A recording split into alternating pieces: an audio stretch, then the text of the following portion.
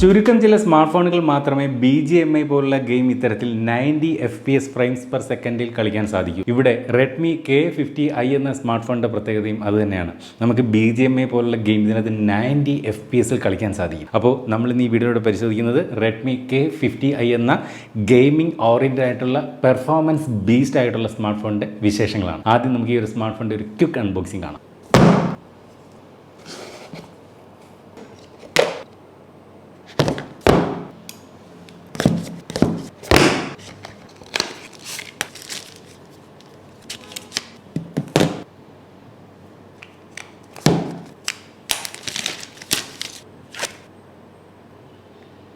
അപ്പോൾ ഈ ഒരു സ്മാർട്ട് ഫോണിൻ്റെ പ്രൈസിങ് ഒരു വളരെ അഗ്രസീവായിട്ടുള്ളൊരു പ്രൈസിങ്ങിലാണ് ഈ സ്മാർട്ട് ഫോൺ പുറത്തിറക്കിയിരിക്കുന്നത്. കൃത്യമായിട്ട് പറഞ്ഞാൽ ഇതിനകത്ത് മീഡിയാടെക്കിൻ്റെ ഡയമൻസിറ്റി 8100 എന്ന ഒരു ഹൈ പെർഫോമൻസ് കാഴ്ചവെക്കുന്ന പ്രോസസ്സറാണ് ഇതിനകത്ത് നൽകിയിരിക്കുന്നത്. അപ്പോൾ ഈ ഒരു പ്രോസസ്സറുമായിട്ട് വരുന്ന മറ്റ് ചില ബ്രാൻഡിൻ്റെ ഫോണുകളുണ്ട്. ഇപ്പോൾ ഉദാഹരണത്തിന് OnePlus 10R 8100 എന്ന പ്രോസറുമായിട്ടാണ് വരുന്നത്. അതിൻ്റെ വിലയെന്ന് പറയുന്നത് 37,000 രൂപയാണ്.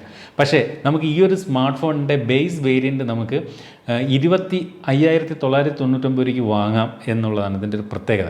അപ്പോൾ 37,000 രൂപ എവിടെ ഇരിക്കുന്നു അല്ലേ, 25,999 എവിടെ നിൽക്കുന്നു? ആ ഒരു ഡിഫറൻസ് ഉണ്ടല്ലേ, അതാണ് ഞാൻ ആദ്യമേ പറഞ്ഞത്. ഇത് ഒരു അഗ്രസീവായിട്ടുള്ള പ്രൈസിങ്ങിൽ തന്നെയാണ് ഈ ഒരു സ്മാർട്ട് ഫോൺ പുറത്തിറക്കിയിരിക്കുന്നത്. അപ്പോൾ ഇതിൻ്റെ പെർഫോമൻസ് തന്നെയാണ് ഇതിൻ്റെ ഏറ്റവും വലിയ ഹൈലൈറ്റ്. ഈ പറഞ്ഞ മീഡിയാടെക്കിൻ്റെ ഡയമൻസിറ്റി 8100 എന്ന 5G പ്രോസർ.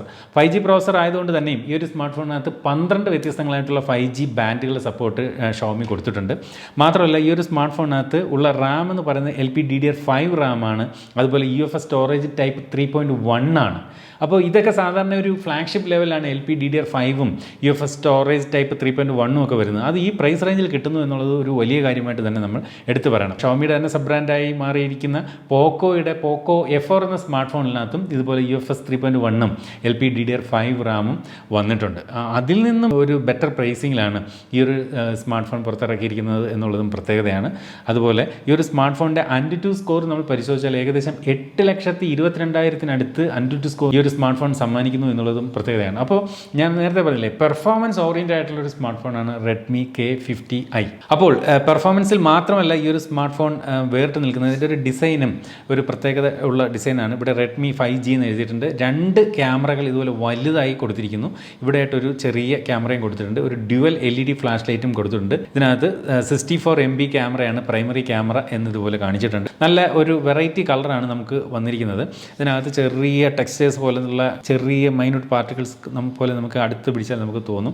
എന്തായാലും ഇതിൻ്റെ ഒരു ഡിസൈൻ ഒരു മിനിമലിസ്റ്റിക് ആയിട്ടുള്ള ഡിസൈനാണ്. ഈ ഒരു ഫോണിൻ്റെ ബാക്ക് സൈഡ് പക്ഷേ പോളികാർബണേറ്റ് ആണ്. ഈ പ്രൈസ് റേഞ്ചിൽ ഗ്ലാസ് ബോഡി നൽകുന്ന സ്മാർട്ട് ഫോണുകൾ നിരവധി ഉണ്ട് എന്നുള്ളത് ഇതിനോട് ചേർത്ത് വായിക്കണം. അതുപോലെ ഈ ഒരു സ്മാർട്ട് ഫോണിൻ്റെ തിക്നെസ് വന്നിട്ട് 8.87 mm ആണ്. തിക്നെസ്സിലൊന്നും പ്രശ്നമില്ല. വലത് സൈഡിലായിട്ട് ഇതുപോലെ വോളിയം റോക്കേഴ്സും പവർ ബട്ടൺ നൽകിയിട്ടുണ്ട്. ഈ ഒരു പവർ ബട്ടണിലാണ് ഇതിൻ്റെ ഒരു ഫിംഗർ പ്രിൻറ്റ് സംവിധാനം കൊടുത്തിരിക്കുന്നത്.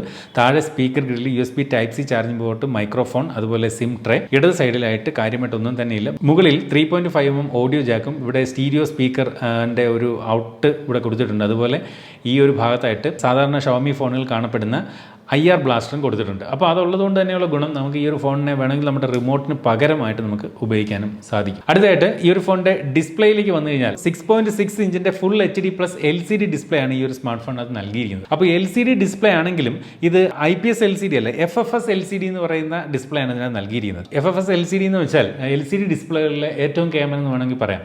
AMOLED ഡിസ്പ്ലേ ആണെന്ന് വെച്ചാൽ അല്ല, പക്ഷേ LCD ഡിസ്പ്ലേയിൽ ഏറ്റവും ടോപ്പുമാണ് എന്നുള്ളതാണ് FFS LCD എന്ന ഡിസ്പ്ലേയുടെ പ്രത്യേകത. അതുപോലെ ഈ ഒരു സ്മാർട്ട് ഫോൺ ഇത്തരത്തിൽ 144 ഹെഡ്സിൻ്റെ റിഫ്രഷ് റേറ്റ് കൊടുത്തിട്ടുണ്ട്. മാത്രമല്ല 270 ഹെഡ്സിൻ്റെ ടച്ച് സാമ്പിളിംഗ് റേറ്റും കൊടുത്തിട്ടുണ്ട്. അപ്പോൾ ഇത്രയും ഒരു ഹയർ റിഫ്രഷ് റേറ്റ് കൊടുത്തിരിക്കുന്നത് കൊണ്ട് തന്നെയും ഈ ഒരു സ്മാർട്ട് ഫോൺ നേരത്തെ ഞാൻ പറഞ്ഞ പോലെ ഗെയിമിങ്ങിന് ഒരു കുറച്ചുകൂടി ബെറ്ററായി മാറും എന്നുള്ള കാര്യത്തിലും സംശയമില്ല. അപ്പോൾ ഇവിടെ ഡിസ്പ്ലേ വിഭാഗത്തിൽ മിസ്സിംഗ് എന്ന് പറയുന്നത് AMOLED ഡിസ്പ്ലേ അല്ല എന്നുള്ളതാണ്. അപ്പോൾ നേരത്തെ പറഞ്ഞ ഈ പ്രൈസ് റേഞ്ചിൽ വരുന്ന ചില ഫോണുകളിൽ AMOLED ഡിസ്പ്ലേ വരുന്നുണ്ട്. പക്ഷേ ഇവിടെ LCD ഡിസ്പ്ലേ ആണ് കൊടുത്തിരിക്കുന്നതെങ്കിലും ഒരുവിധം ക്വാളിറ്റി ഉള്ള ഡിസ്പ്ലേ ആണ്. ഞാൻ ഈ കഴിഞ്ഞ കുറച്ച് ദിവസമായിട്ട് ഈ ഒരു സ്മാർട്ട് ഫോൺ ഉപയോഗിക്കുന്നുണ്ട്. എനിക്കിതിനകത്ത് തോന്നിയ ഒരു കാര്യം ഞാൻ പറഞ്ഞു കഴിഞ്ഞാൽ, ഇതിനകത്ത് ബ്ലാക്ക് തീം ഉപയോഗിച്ച് ആണ് നമ്മൾ ഈ ഒരു സ്മാർട്ട് ഫോൺ ഉപയോഗിക്കുന്നത് കുഴപ്പമില്ല. പക്ഷേ നമ്മൾ വൈറ്റ് തീമിലേക്ക് നമ്മൾ മാറിക്കഴിഞ്ഞാൽ കുറച്ചൊരു ഒരു വൈറ്റ് ടോൺ ഒരു അല്പം കൂടുതലായിട്ട് എനിക്ക് ഫീൽ ചെയ്തു. ഞാൻ കൂടുതലും ബ്ലാക്ക് തീമും അതുപോലെ കൂടുതലും ഞാൻ AMOLED സ്മാർട്ട് ഫോണുകളുമാണ് പേഴ്സണലായിട്ട് ഞാൻ ഉപയോഗിക്കുന്നത്. അതുകൊണ്ടായിരിക്കാം ഒരു പക്ഷേ ഈ ഒരു LCD ഡിസ്പ്ലേ ഉള്ള ഫോൺ കണ്ടപ്പോൾ വൈറ്റ് കളർ ഡിസ്പ്ലേ കൂടുതൽ പോലെ എനിക്ക് തോന്നി. പക്ഷേ അത് നമ്മൾ ഈ പറഞ്ഞ പോലെ ഡാർക്ക് തീമിലേക്ക് മാറിക്കഴിഞ്ഞാൽ അങ്ങനെയുള്ള ഒരു പ്രശ്നമൊന്നും നമുക്ക് ഫീൽ ചെയ്യുന്നില്ല. ഓർക്ക് അതൊരു പ്രശ്നമല്ല.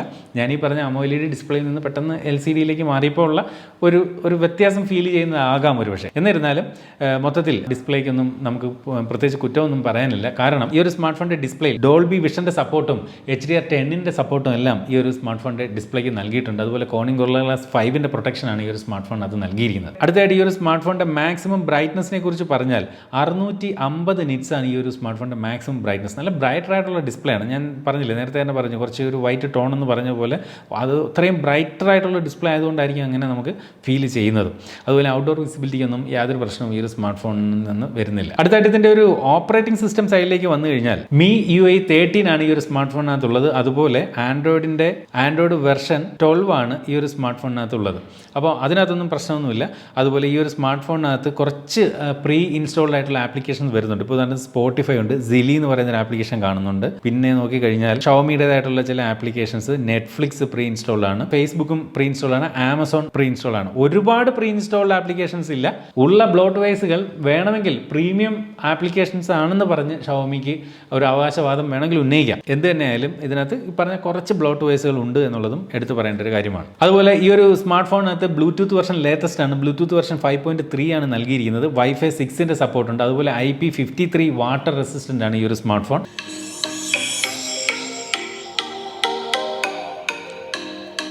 സ്റ്റീരിയോ സ്പീക്കറാണ് എന്തായാലും ഈ ഒരു ഫോണിനകത്ത് നൽകിയിരിക്കുന്നത്. പക്ഷേ ആ ഒരു സ്റ്റീരിയോ സെപ്പറേഷൻ ഒന്നും പക്കയൊന്നുമല്ല. ഒരു കൂടുതൽ ഭാഗവും സൗണ്ടിൻ്റെത് താഴത്തെ ബോട്ടം ഫയറിംഗ് സ്പീക്കറിൽ നിന്നാണ് വരുന്നത്. ഇവിടെ ഇയർ പീസിൽ നിന്നാണ് മറ്റ് സൈഡിലെ സൗണ്ട് വരുന്നത്. ബാലൻസിങ് അത്ര പക്കയല്ലെങ്കിൽ ഒരു മീഡിയം സൗണ്ട് ക്വാളിറ്റിയാണ് ഈ ഒരു സ്മാർട്ട് ഫോൺ സമ്മാനിക്കുന്നത്. ഈ ഒരു സ്മാർട്ട് ഫോണിൻ്റെ വീഡിയോ ക്വാളിറ്റിയെ കുറിച്ച് പറഞ്ഞാൽ LCD ഡിസ്പ്ലേ ആണെന്ന് പറഞ്ഞു. LED ഡിസ്പ്ലേയുടെ ഒരു വീഡിയോ ക്വാളിറ്റി ഇല്ലെങ്കിലും തരക്കേടില്ലാത്ത ഒരുവിധം ഡീസൻ്റ് ആയിട്ടുള്ളൊരു വീഡിയോ ക്വാളിറ്റി തന്നെയാണ് ഈ ഒരു സ്മാർട്ട് ഫോൺ സമ്മാനിക്കുന്നത്. ഇതിൻ്റെ ഫ്രണ്ട് ക്യാമറ ഇത്തരത്തിൽ സെൻറ്റർ പഞ്ച് ഹോളായിട്ടാണ് കൊടുത്തിരിക്കുന്നത്. സാധാരണ ഷവോമി ഫോണുകളിൽ ഫ്രണ്ട് ക്യാമറ ഒരു കടുകുമണി വലുപ്പത്തിനേക്കാൾ ചെറുതായിട്ട് കൊടുക്കാറുണ്ട്. പക്ഷേ ഇവിടെ അത്രയും ചെറുതൊന്നുമല്ല, എങ്കിലും ഓക്കെ ആയിട്ടുള്ളൊരു പൊസിഷനിങ് ആണ് ഫ്രണ്ട് ക്യാമറയിൽ നൽകിയിരിക്കുന്നത്. എന്തായാലും ഒരുവിധം ക്വാളിറ്റിയുള്ളൊരു ഡിസ്പ്ലേ തന്നെയാണ് ഈ ഒരു സ്മാർട്ട് ഫോൺ.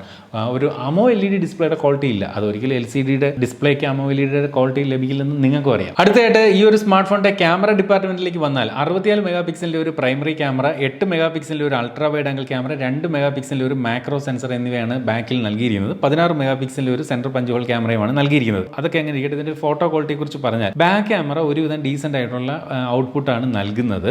പക്ഷേ എനിക്കിതിനകത്ത് പറയാനുള്ള ഒരു പരാതി എന്ന് പറയുന്നത് ഫ്രണ്ട് സെൽഫി ക്യാമറയുടെ നിന്നെടുക്കുന്ന ഫോട്ടോകളുടെ കളർ ഒട്ടും നാച്ചുറൽ അല്ല എന്നെനിക്ക് തോന്നി. അതൊരു സോഫ്റ്റ്വെയർ അപ്ഡേറ്റിലൂടെ പരിഹരിക്കാം.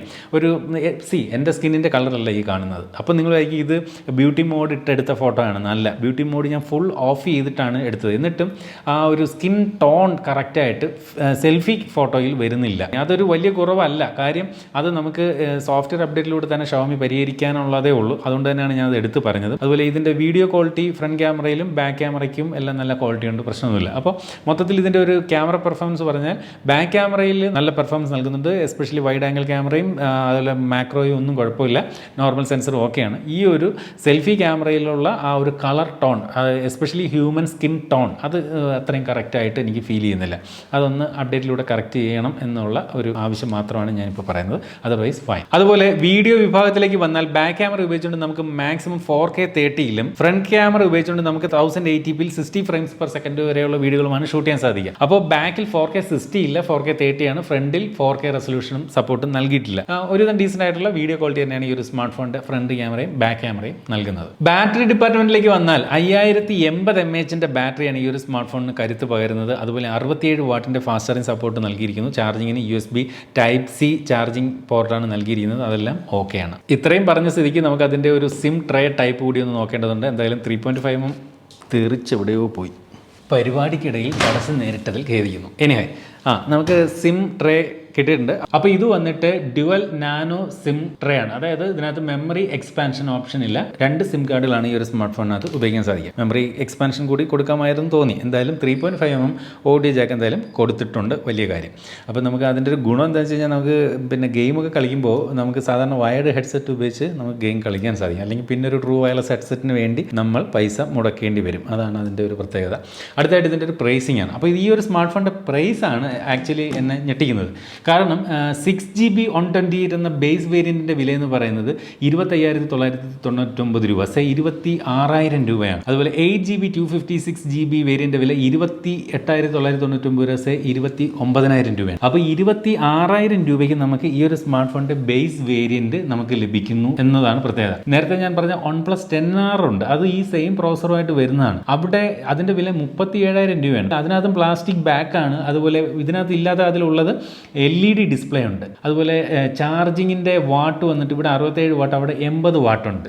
അങ്ങനെ ചുരുക്കം ചില വ്യത്യാസങ്ങളേ ഉള്ളൂ. ക്യാമറ, പ്രൈമറി ക്യാമറ അവിടെ 50 മെഗാ പിക്സലേ ഉള്ളൂ, ഇവിടെ 67 മെഗാ പിക്സലുണ്ട്. ബാക്കിയൊക്കെ ഏകദേശം എല്ലാം ഈ OnePlus 10Rഉം ഈ ഒരു സ്മാർട്ട് ഫോണും ഏകദേശം സെയിം ആണ്.